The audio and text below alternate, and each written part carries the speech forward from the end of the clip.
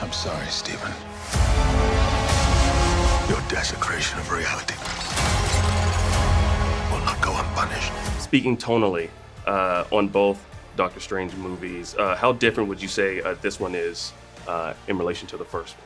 First one's an origin story. So you get this man who's trapped in a gilded cage of his own making, someone who's working off ego and will, and yet for his own good, not really for the good of others. And through his accident, he transforms himself in the search for curing himself into something he never thought he would be, which is somebody who's purely doing things for the good of others in quite an isolated fashion, becomes a superhero. And we've seen him become omnipotent, omniscient, omni-everything, really, in the meantime. And this is a film really about examining within the realms of a sorceress. He's still the same person, and in many ways he still is. He's still working up ego and will and this need to control everything and be in the driving seat at all times, hold the knife, as a surgeon would say. So it's about the undoing of that a little bit and realizing that he's stronger together with others than he is on his own. You play multiple versions of Doctor Strange, including a villainous one, but one doesn't simply just turn evil. I don't know about this sort of heroes and villains duality, this sort of very bland,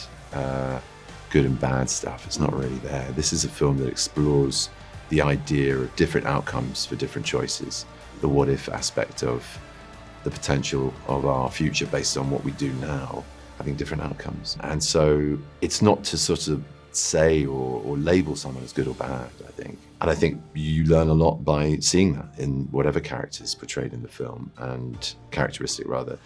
And Strange learns a lot from R. Strange. So, you know, he's an outsider. He does things quite a renegade way. He's quite an anarchist. He's not really a rule book player. So that's part of the fun of playing him, that and his humor and his wit and his arrogance. But they're also, as strengths and amusements, they're also his greatest weaknesses as well. So yeah, I'm excited for fans to see where his choice is taken in this film. So the trailer and the TV spot revealed the Illuminati, including Professor X and Captain Carter. Were they always part of the story, or were they added after you joined the project?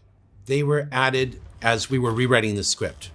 Michael Waldron came up with the idea that in this alternate universe, our characters might encounter them. So unlike, in the Spider-Man trilogy you directed, the MCU demands that the needs of a larger shared universe and storyline be seated in every film and television show. So how challenging was it for you to take on, the larger needs of Marvel without compromising your own creative integrity? It wasn't hard at all. It was a really unique challenge for me, like you're describing. I had to recognize where the characters had been, who Doctor Strange was, who Wanda Maximoff was. Of course, these great actors, Benedict Cumberbatch and Lizzie Olsen, really had a great take on that, which really helped me. But I had to also recognize where the story elements were leading us, from WandaVision, from Spider-Man No Way Home, from many of the Avengers movies. What was the Marvel Cinematic Universe like after Thanos in New York? What would it be like on a regular day there? So I had to understand all of these things and bring them forward into this story, Multiverse of Madness. I was less concerned with applying my own style to things than I was with being faithful to the fans' understanding of the characters and creating the next logical step or installment in their continuing saga. Now, comparing it to the Spider-Man trilogy that you worked on, do you find this being more challenging, or because you have years to go back on to try to connect certain dots and pieces? So, how do you compare the two projects? This was much easier for me. All the work had been done.